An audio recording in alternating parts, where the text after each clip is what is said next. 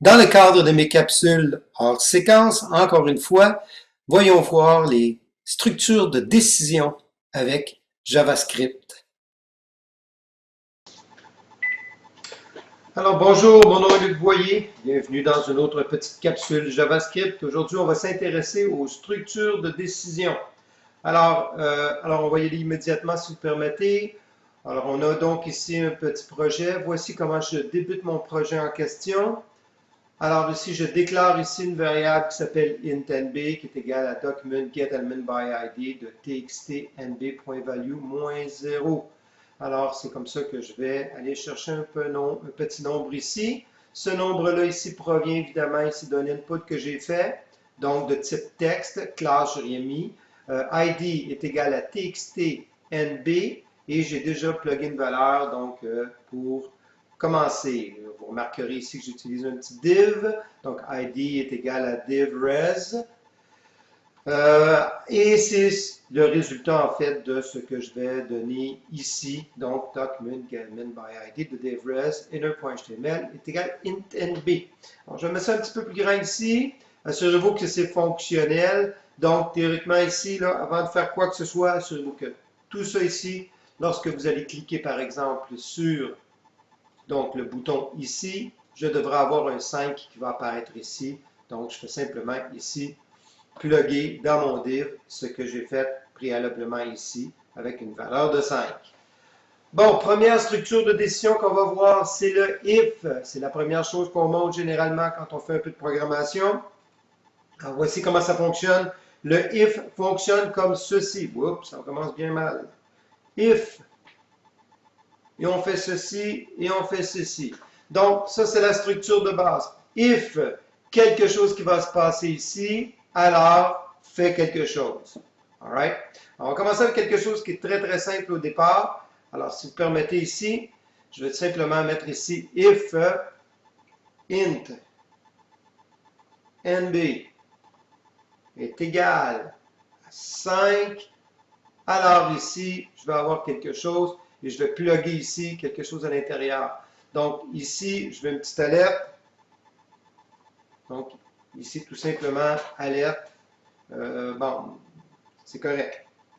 Donc en guillemets ici, c'est correct. Alors, if intnb, vous remarquerez ici le égal, hyper important. Beaucoup d'erreurs de if sont faites dans JavaScript à cause de ça. On met if égal ici. Alors, si on fait ça, on ne fait pas une structure comparative, un opérateur de comparaison dans ce cas-ci. On fait simplement une affectation directe. Donc, à ce moment-ci, intnb est égal à 5. Alors, donc, ça peut causer des gros problèmes au niveau de vos structures algorithmiques. Alors, donc, ici, je mets égal, égal. Voyons voir si ça fonctionne. Donc, je m'en vais ici sur F10. Je pèse ici. Donc, c'est correct. C'est ce qu'on voulait. Et on est bien heureux avec ça. Bon, maintenant, voyons voir comment il est possible maintenant de faire quelque chose d'un peu plus joli. Alors ici, évidemment, on va changer ça ici pour autre chose. Vous remarquerez ici, avant d'aller plus loin, peut-être juste parler très rapidement ici des différentes façons dont on peut évidemment utiliser les opérateurs de comparaison. Donc, égal, égal, bien entendu, ce que ça signifie, c'est vraiment si c'est égal à la donnée en question. Il y a égal, égal, égal. Alors, ceci signifie quelque chose, c'est que on fait une comparaison non seulement dans la valeur, mais dans le type.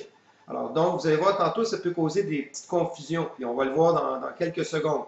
Donc, quelque part, ce n'est pas une méchante idée de voir ça en tête, on va l'utiliser tantôt. Vous avez ici différent de.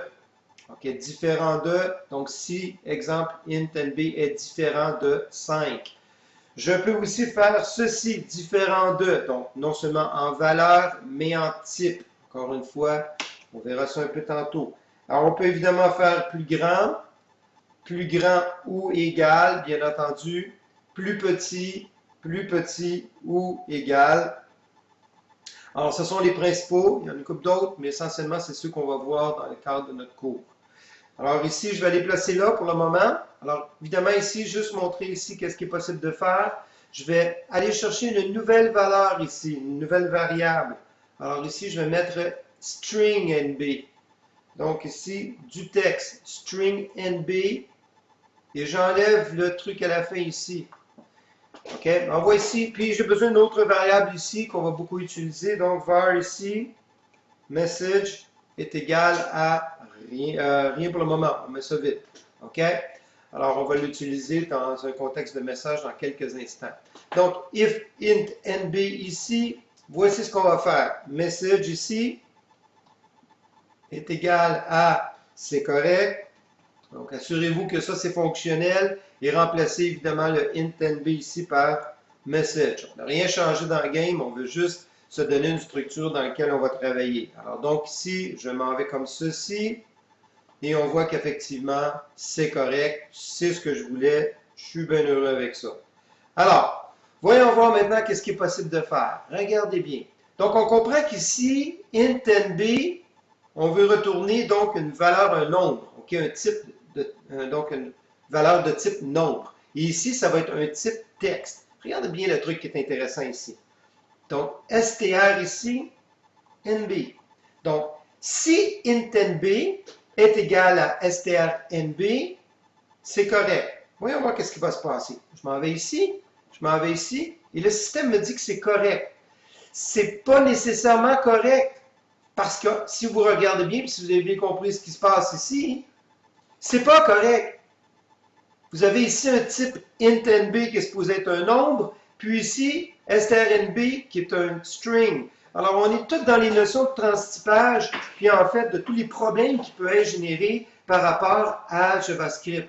Si vous voulez faire une comparaison stricte de valeur et de type, c'est là que ça va être important de mettre égal, égal, égal. Alors, voici ce qui va se passer. Je m'en vais ici. Alors, si je clique ici, ah ben là, ça serait peut-être une bonne idée de rien. Ah, je vais y revenir. OK, donc je clique ici, le système ne me dit rien du tout. C'est parfait, parce que c'est pas correct. Et là, par contre, si je voulais spécifier à mon système comme quoi que c'est pas correct, OK, ben là, on a justement une notion qui s'appelle ici du else.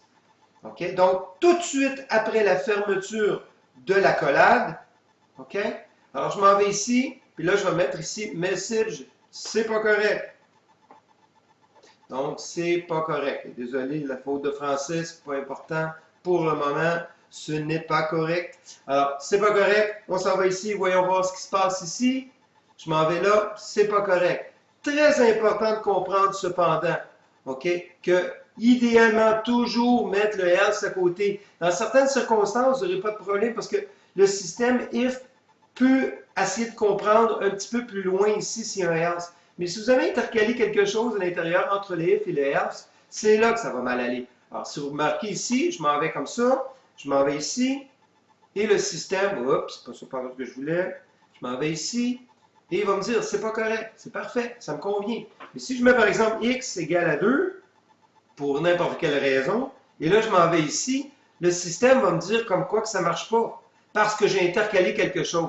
Donc, c'est une bonne habitude de toujours coller le else sur le if pour s'assurer évidemment que ça va bien. Donc, la structure d'if, on vient d'apprendre deux, trois petites choses en même temps. Le if, toujours ici, un comparatif, donc une instruction de comparaison. Puis ici, vous avez donc ici, dans le cas où est-ce que c'est vrai, et le else, dans le cas où est-ce que c'est faux. Comprendre que vous n'avez pas la nécessité de mettre un else tout le temps, ça dépend des concepts, ça dépend de ce que vous allez faire comme structure de décision, structure algorithmique. Bon, maintenant, deux, trois petites affaires qui sont peut-être intéressantes. Pendant qu'on y est, on va se parler un petit peu de ça. Il y a à l'intérieur de JavaScript des possibilités de faire des structures pour vérifier si l'élément a été défini ou non défini, ou il est vide, ou il est nul. Tout ça, c'est différent, d'accord? On va commencer par le premier. Quand on parle de quelque chose qui est non défini, alors regardez, je vais vous donner un exemple, c'est encore plus simple ici. On va mettre ça comme ceci. On va faire le contraire. Pas correct ici. Puis ici, on va mettre c'est correct. Vous allez comprendre pourquoi que je fais ça. Alors, allons-y. Alors, je m'en vais ici. Puis je vais mettre ici, pour le moment. Oups. Je vais mettre ici mon strnb comme étant non actif. Mais je vais quand même le définir. Je vais faire ici var strnb. Mais je ne mets rien dedans. OK? Donc, quelque part, ce que j'essaie de mentionner là-dedans, c'est que présentement, strNB a été déclaré, mais il n'a pas été défini dans sa valeur. Regardez bien ce qui est possible de faire. Je peux arriver ici, je vais mettre si strNB, il ne faut pas oublier, strNB est undefined, OK? C'est pas correct. Ça veut dire que quelque part, il y a un problème dans la variable en question. Voyons voir si ça fonctionne. Je m'en vais ici. C'est pas correct parce qu'effectivement, c'est non défini. La variable a été déclarée, mais elle n'a pas été définie. Maintenant, regardez bien ici. Je peux mettre quelque chose comme ceci. Et automatiquement, il va me dire que c'est correct. Donc, la différence entre les deux. Maintenant, certains d'entre vous, vous allez peut-être vous poser la question, ouais, mais quelle est la différence qu'il y a entre nul et undefined? Parce que regardez ce que je m'apprête à faire ici. Donc, ici, je vais juste enlever mon strNB, puis je vais mettre ici nul, comme ceci. Alors, voyons voir ce qui se passe. Alors, si je m'en vais ici, il va me dire que c'est correct. Bon, alors pourquoi? Parce que effectivement, ici, si vous regardez, strNB a été déclaré, mais si vous regardez bien ici, et pourquoi? Ce qu'il faut comprendre ici, la différence qu'il y a entre nul et undefined, c'est que nul fait relation à une primitive. On se rappelle qu'effectivement, dans un contexte de JavaScript, nul fait partie en fait de l'ensemble des primitives qui est accessible à l'intérieur de JavaScript. Alors donc, quelque part, si je mets strnb égale à nul, ce qu'on essaie de dire, c'est est-ce qu'il est égal en type, est-ce qu'il est en d'autres mots égal en type, i qui est égal aussi en valeur. Alors, si vous regardez ce qui va se passer, évidemment, si je le fais ici, OK, le système va me dire c'est correct. Pourquoi? Parce que nul ici est un objet. Et quelque part, en même temps aussi une primitive fait relation à un objet qui existe. Alors donc, c'est correct, ça marche. Mais si je mets quelque chose comme ceci, par exemple, égal, là, je fais la relation directement avec le contenu de strnb. Et là, le système va me dire quoi? Il va me dire, c'est pas correct. Je reprends pour être sûr d'avoir bien fait comprendre, compris ce que j'essaie de vous dire. Le nul ici est véritablement une primitive dans JavaScript. Right? Alors, donc, si tu fais la comparatif dans un contexte de dire est-ce que strnb est égal à nul, bien entendu, ici, le système va dire oui, il est égal à nul. Pourquoi? Parce qu'il n'y a rien à l'intérieur. Okay? Alors, encore une fois, ici, je le reprends. C'est pas correct. Il est égal. Donc, il n'y a rien à l'intérieur. Cependant, si je fais ici égal, c'est ce qu'on appelle une stricte égalité. C'est-à-dire, est-ce qu'il est en valeur et en type? Et à ce moment-ci, il n'est pas égal en valeur et en type. Il est en valeur, il n'est pas en type parce que le type n'a pas été déclaré. Alors donc, essentiellement, c'est correct, ça passe. Donc, il faut faire très attention à ce genre de situation-là. Si vous voulez véritablement regarder le contexte, je dirais, d'une chaîne, d'une variable qui n'a pas été déclarée, il est peut-être préférable d'utiliser undefined plutôt que nul. Bon, maintenant, passons à une prochaine chose.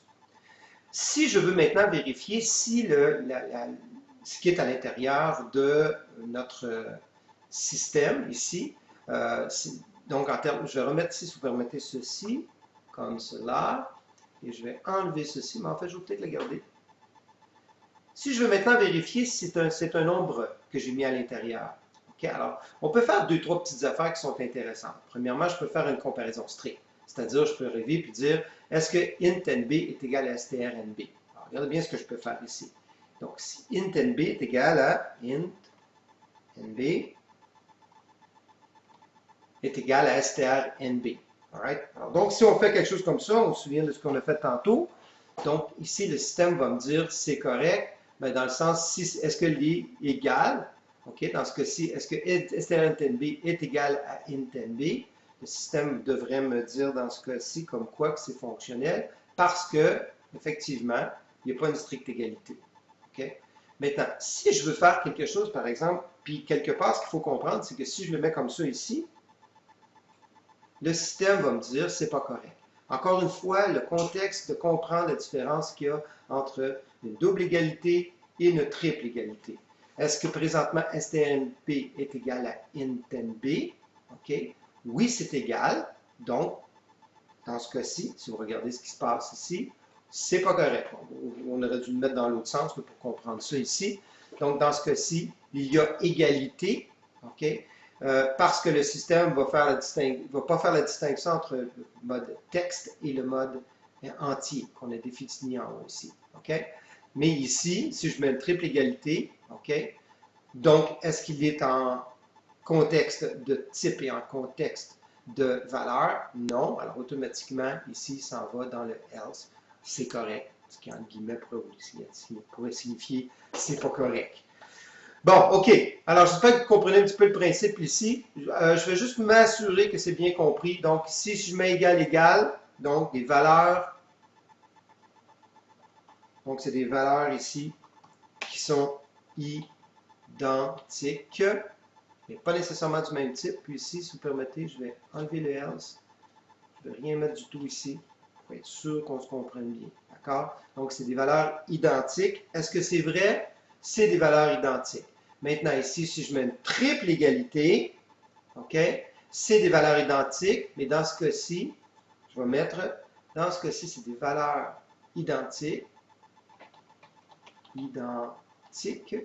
mais des types différents. Alors, voyons voir ce que ça donne ici.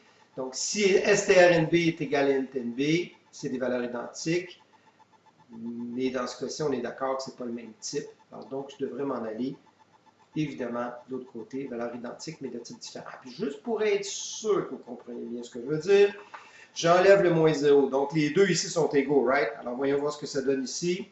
Alors, évidemment, il va me dire comme quoi c'est des valeurs identiques. Donc, je prouve mon point. Si je voulais vérifier maintenant si intnb était, par exemple, vraiment un nombre, voici ce qui serait possible de faire. Je pourrais arriver et faire la chose suivante.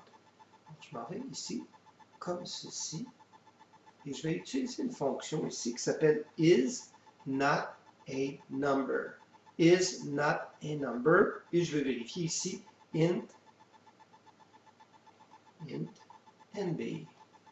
Alors, ici, évidemment, ici, je pourrais mettre si ce n'est pas un nombre. OK? Alors, regardez bien, je vais le mettre ici, pas un nombre.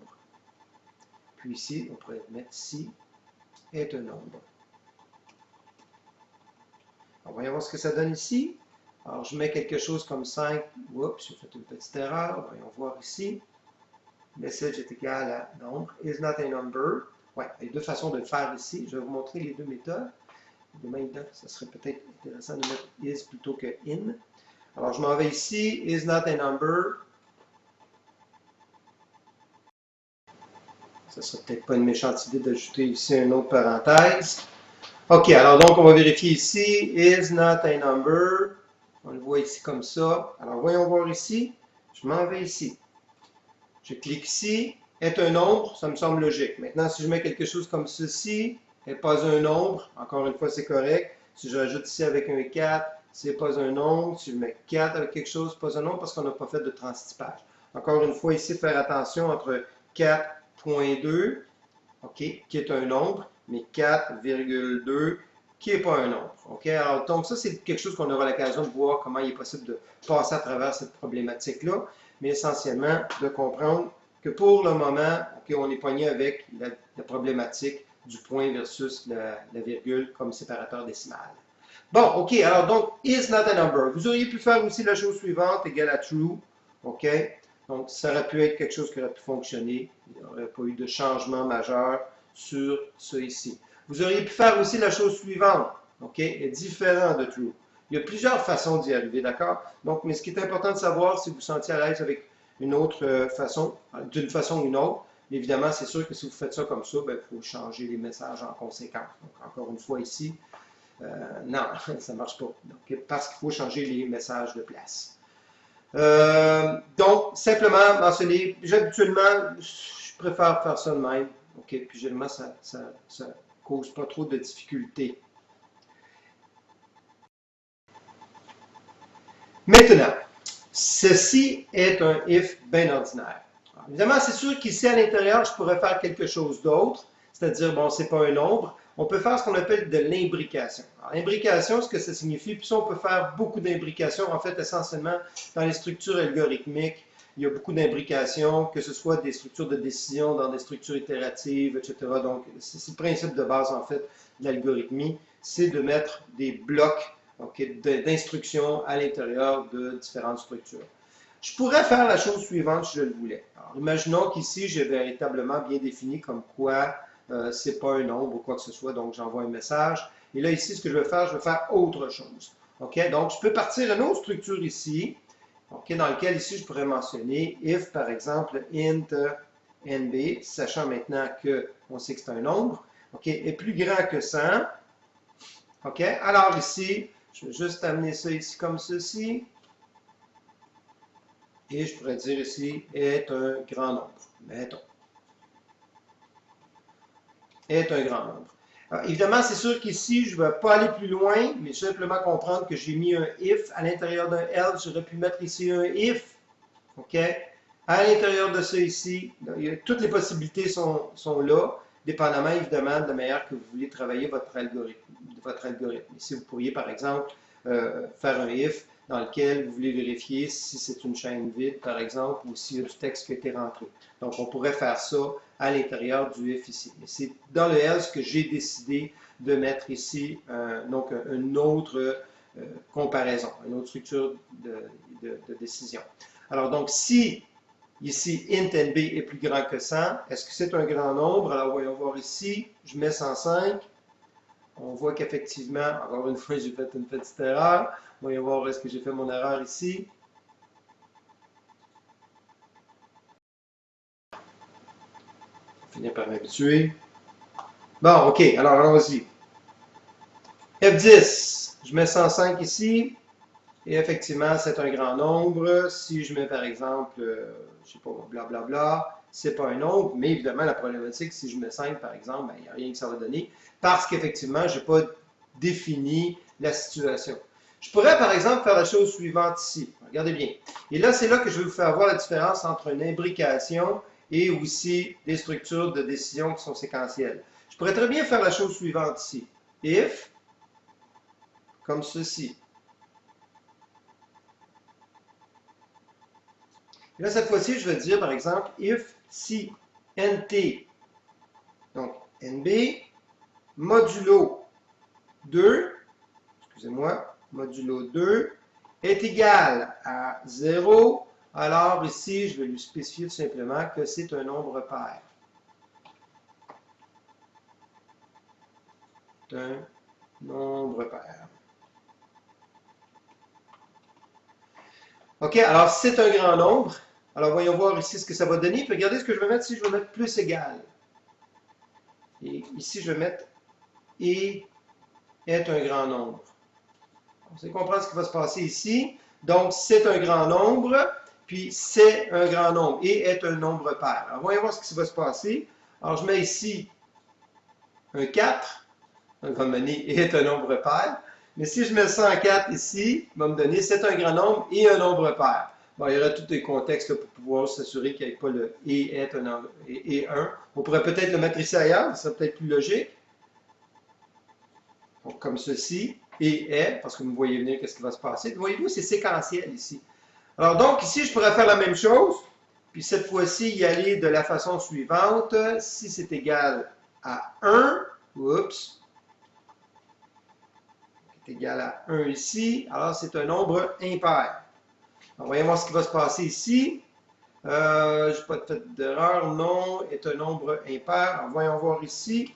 Alors, je rentre ici 5, est un nombre impair. Si je mets 105, c'est un grand nombre et un nombre impair. C'est génial, c'est ce que je veux. En fait, dans cette structure-là, je peux comme ça ajouter.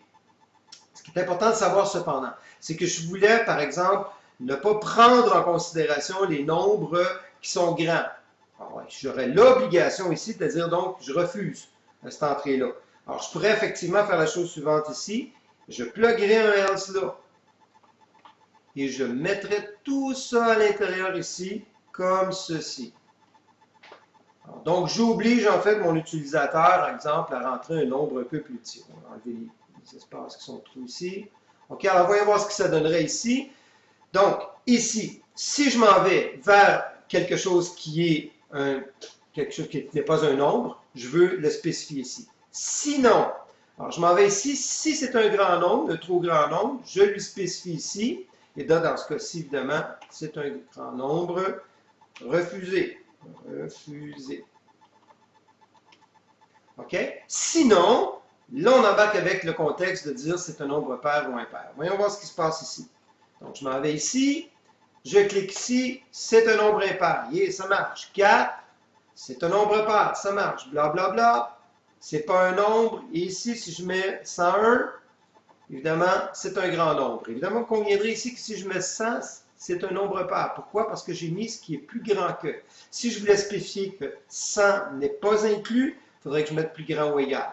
Dans ce temps-là, évidemment, ici, le système me dirait comme quoi un nombre à plus de 2 digits est refusé. Okay? Alors donc, c'est pendant comprendre qu'il est possible de faire ce genre de truc-là. Les if, ça fait partie des contextes algorithmiques. Vous allez avoir énormément utilisé ça, que ce soit pour vérifier si les variables sont légitimes ou non, s'ils ont été bien entrés par l'utilisateur ou pour n'importe quelle raison. C'est quelque chose qui est très, très, très utilisé. Une autre structure qui est très utilisée, c'est le switch. La meilleure façon de faire comprendre la différence entre les deux est la suivante. C'est que si vous êtes dans un contexte, par exemple, de if, c'est un peu comme si vous vous trouviez devant une seule porte. Est-ce que j'entre ou j'entre pas? OK? Alors donc, si j'entre, OK, alors je m'en vais de l'autre côté. Sinon, ben, peut-être que j'ai une autre porte à côté, mais essentiellement, c'est une porte. Est-ce que j'entre ou j'entre pas? Dans une switch, considérez comme si c'était beaucoup de portes. Donc, j'ai le choix entre différentes portes et je vais pouvoir donc faire quelque chose en conséquence de ce choix-là. Voici comment fonctionne la switch. Première chose qui est importante ici, premièrement, si vous permettez, je vais me libérer de tout ça et je m'en vais de la façon suivante ici. Il y a deux façons de l'utiliser. Alors, switch ici, comme ceci et comme ceci. OK? Donc, au départ, ici, c'est toujours le même principe. C'est un principe où est-ce que je veux mettre quelque chose ici. Maintenant, il y a deux choses qu'on peut faire. La première ici, c'est que généralement, c'est que je demande dans la switch quelle est la variable, qu'est-ce que je veux faire avec cette variable-là, en fait. Alors, regardez bien, je vais essayer d'expliquer ce que je veux dire. Je vais mettre ici int nb. OK? Alors, donc ici, switch int nb. Je veux faire une décision basée sur ce qui s'en vient. Alors, voyons voir ici. Je pourrais arriver et lui dire, dans le cas où est-ce que int nb est égal, par exemple, à 5, alors, fais telle chose. Donc, par exemple, je pourrais lui dire, bon, je ne sais pas moi, le message va être égal ici à ce nombre est invalide. OK? Alors, dans un contexte où est-ce que je pourrais donner uniquement, en fait, 5 choix et c'est tout. Alors, vous conviendrez évidemment que je vais être obligé de faire pour case 1, case 2, case 3, case 4, case 5. Ce serait peut-être plus intelligent si on faisait un autre exemple. Prenez par exemple la chose suivante. On va le changer plutôt de cette façon-ci. Je vais me placer sur strnb. OK? Suivez-moi bien, vous allez comprendre. Alors ici, je vais mettre dans le cas où est-ce que c'est ici allô. Alors ici, je vais mettre ça en français.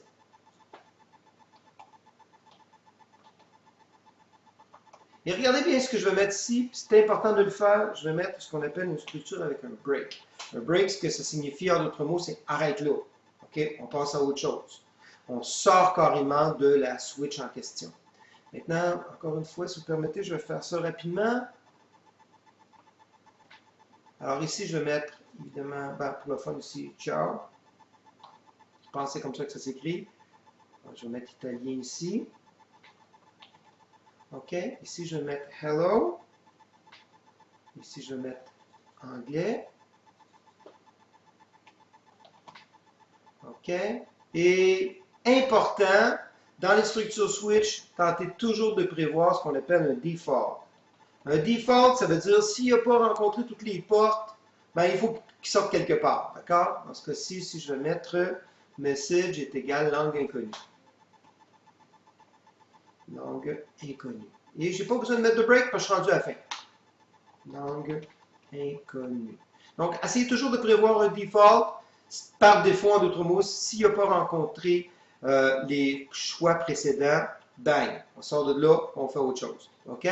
Alors donc ici, je n'ai pas mis de default, tout est beau, voyons voir, ça me semble correct. Alors évidemment ici, on ne mettra pas le 5 là, et on y va ici comme ça. Alors j'entre ici, par exemple, ici, allô. Alors, je vais cliquer ici, et encore une fois, j'ai fait une petite erreur. Voyons voir où est-ce que j'ai fait mon erreur. Ben oui, évident. Celle-là, je pense qu'elle est trop. Hein? Alors donc ici, j'en ai une ici qui va fermer ici, mais c'est ici que je veux fermer en fait ma fonction. Alors ici, on va enlever ça. Et voilà. Alors voyons voir ici si ça fonctionne. Pas trop fait d'erreur, mais vous voyez, de toute façon, encore une fois, c'est déjà expliqué. Processus d'erreur, c'est quelque chose qui se fait couramment en programmation. C'est bien rare qu'on réussisse à faire un code la première fois qui fonctionne. Donc, il faut prendre le temps, il faut utiliser le débogueur, il faut vérifier notre code, s'assurer si c'est fonctionnel. Bon, parce que là, cette fois-ci, ça fonctionne. Allô? Ouais, ça marche. Alors, ciao. Ciao, bella. Italien. Et maintenant, si on met ici hello. Et voilà. Et si je mets brum tigidum, langue inconnue. OK? Alors, donc, notre système est fonctionnel et c'est un petit peu ce que je voulais vous montrer. La switch, dans ce genre de circonstances-là, lorsque ce n'est pas des nombres, OK, est très, très utilisée de cette façon-ci. OK? Quand c'est des nombres, oui, ça se fait, parce qu'effectivement, on peut faire switch de 1, switch de 2, switch de 3, switch de 4, mais il y a une autre méthode lorsque il y a beaucoup de possibilités, si on fait des comparatifs plus grands que, plus petits que, il y a une autre façon d'utiliser la switch. Et je vous la présente. Alors, regardez bien ici. Alors, ici, je vais m'en aller, puis je vais faire la chose suivante ici. Donc, ici, je vais mettre true. Alors, ce que j'essaie de faire avec ça, c'est que je vais lui dire ici, si dans la condition où est-ce que la première fois, dans tous les cas qui vont être plus bas, quand tu vas rencontrer quelque chose pour lequel c'est vrai, parfait, tu break, tu sors de là, on a fait notre job. OK? Alors donc, ce qui est important aussi, évidemment, dans ce contexte séquentiel-là, un peu comme on a vu précédemment avec les if, c'est que si on travaille avec un contexte séquentiel, assurez-vous que votre séquence est correcte. Parce que sinon, effectivement, vous allez avoir du trouble. Alors, exemple ici, je vais mettre ici un peu comme ce qu'on avait fait la dernière fois. Donc, case ici, true. Et là, j'ai mon intnB ici qui est encore valide. Parfait. Donc, intnB modulo 2 égale à 0 est égal à 0. Je vais enlever les guillemets ici et je vais mettre ici pair. On va tout enlever ça pour le moment, comme ceci. Donc, case ici, modulo 2 égale à 0. Donc, une couple d'erreurs ici. Donc, intnB modulo 2 égale à 0. Alors, je veux que ça soit pair. Sinon, pour le moment, on va garder le default. On va mettre simplement je ne sais pas. Bon, voyons voir si ça fonctionne. Donc, je vais simplement rentrer ici un chiffre 4 et c'est pair. Si je mets 3, je ne sais pas. Parfait, c'est ce que je veux. Donc, case ici, intnB modulo 2. Allons-y vers le prochain. Donc, ici, évidemment, vous me voyez venir. On va y aller avec maintenant ici, modulo 1. Modulo 2 est égal à 1. Donc, évidemment, ici, c'est impair. Donc, on voit évidemment la syntaxe, comment ça se présente. Alors, je clique ici, pair parce que je n'ai pas rien mis, donc c'est 0. Mais si je mets évidemment ici 5, il va me donner impair. Et si je mets évidemment 4 ici, il va me donner pair. C'est parfait. Voyons voir si quelqu'un pourrait faire des trucs qui sont amusants avec ça. Regardez bien ce que je m'apprête à faire. Je peux m'en aller ici. Une bonne façon de vérifier si vous avez rentré un entier ou un réel. Je vais juste recopier ici pour avoir ma structure. Ça évite souvent des erreurs. Donc, ici, voici la comparaison que je vais faire. Je vais mettre ici intnB modulo 1 est égal à 0. En fait, je ne vais dire pas égal à 0, je vais mettre différent de 0. Donc, je veux faire un modulo divisé par 1. S'il y a un restant dans cette division-là. Donc, s'il y a un restant dans cette division-là, c'est un réel. Alors, voyons voir si c'est vrai. Donc, on s'entend que le modulo, qu'est-ce que c'est? C'est toujours, en fait, le restant d'une division. Parce que si je divise par 1. Alors, voyons voir qu'est-ce que ça va donner. Donc ici, modulo 2 est différent de 0. Alors, voyons voir ici.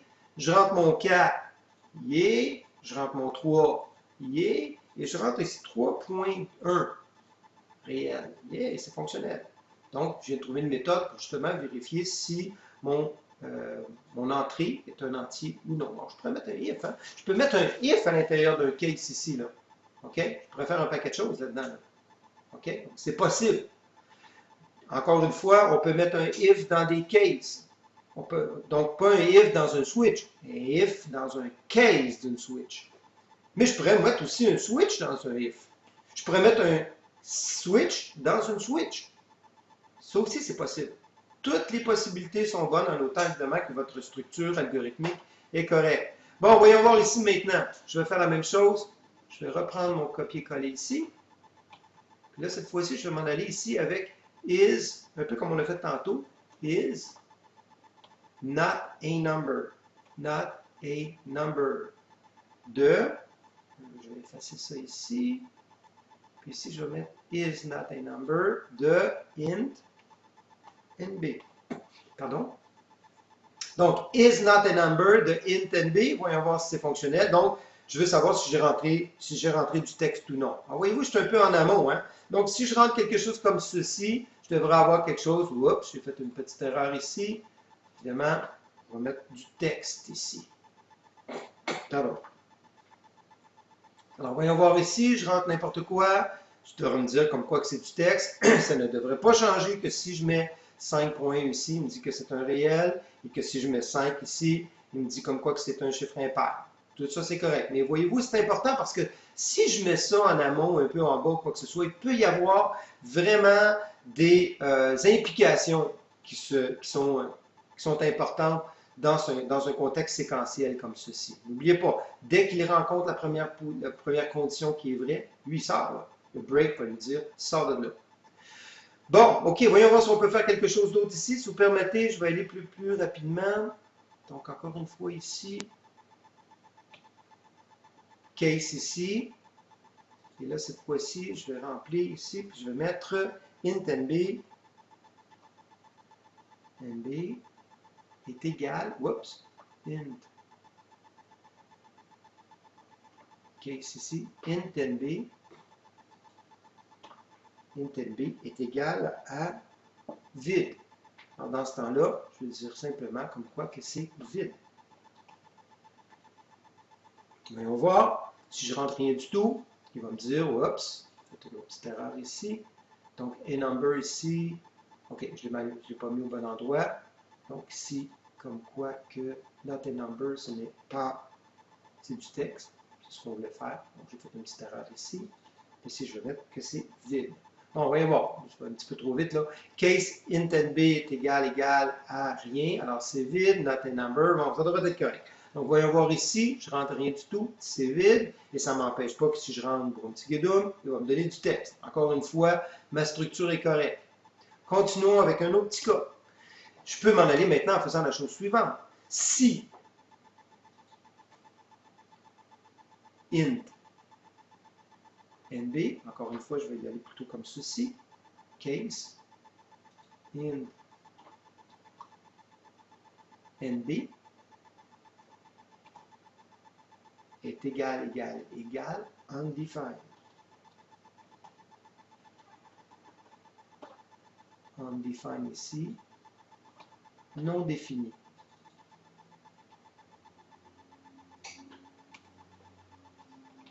Et là, ce qui est important de comprendre, c'est pourquoi que je réutiliserais ça dans ce contexte-là. Qu'est-ce qui pourrait se passer qui fait qu'à un moment donné, ma variable n'aurait pas été définie? Regardez bien. Si je fais la chose suivante ici, comme ceci, je déclare ici ma variable, mais elle n'est pas affectée. Et c'est plus bas ici que je l'affecte. Int nb est égal à telle chose. Ce qu'il faut comprendre ici, c'est qu'il peut y arriver des circonstances pour lesquelles, à un moment donné, vous allez déclarer une variable, mais vous allez oublier de l'affecter. OK? Alors, regardez bien ici. Là, je vais faire exprès ici, puis je vais mettre ça ici comme étant une remarque. Donc, on s'entend qu'ici, int nb n'est pas affectée présentement. Et elle est non définie. Voyons voir si c'est vrai. Je m'en vais ici, et je ne fais rien du tout. Bang! Et pour prouver mon point, regardez, je vais mettre un 5 ici, il n'y a rien qui va se passer de plus, là. Pourquoi? Parce qu'en amont, OK, je n'ai pas déclaré ma variable. En fait, je ne l'ai pas affectée. Je l'ai déclarée, mais elle n'est pas affectée. Alors, dans ces circonstances-là, ce n'est pas une méchante idée d'avoir ça pas trop loin. Donc, ici, encore une fois, non affecté, ça va vous donner quelque chose comme ceci. Maintenant, si on s'en va ici, et on s'en va ici, là, évidemment, on devrait avoir quelque chose d'un peu plus concret. Donc, évidemment, dans ce cas-ci, c'est vide. On va mettre quelque chose d'un peu plus comme ceci. C'est du texte. Si je fais 5.2, c'est un réel. Si je mets 5 ici, c'est un impair. Si je mets 4 ici, c'est pair. Alors donc, j'ai fait un petit programme pas mal opérationnel pour pouvoir faire justement des distinctions à l'intérieur des différentes entrées de texte. Il y a plusieurs façons de le faire. Vous pouvez utiliser du CSS. Vous allez changer le style automatiquement si jamais, par exemple, l'utilisateur a oublié de faire une entrée. Il y a beaucoup de possibilités. Puis après ça, vous pouvez utiliser à l'intérieur d'un if quelconque que si, par exemple, telle boîte est rouge, ben, tu ne peux pas aller plus loin. Okay? Il faut que tu entres les données à l'intérieur. C'est quelque chose qu'on verra dans une prochaine capsule, cependant. Alors, j'espère que vous avez fait j'ai fait un bon retour sur la matière considérant les structures de décision. Donc, ne pas oublier évidemment les structures if, la structure switch, le rôle qu'on peut jouer entre chacun. Il en existe une couple d'autres, entre autres les else if, mais c'est quelque chose qu'on montrera ultérieurement. Je préfère vous concentrer plus votre temps et votre apprentissage sur les deux premières techniques. Alors, sur ce, bonne pratique.